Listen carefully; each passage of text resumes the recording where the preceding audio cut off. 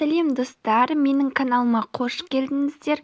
Мен өте көп рецепті салатын боламын. Біз бүгін кереметтей коржик жасаймыз. Ол өте дәмді.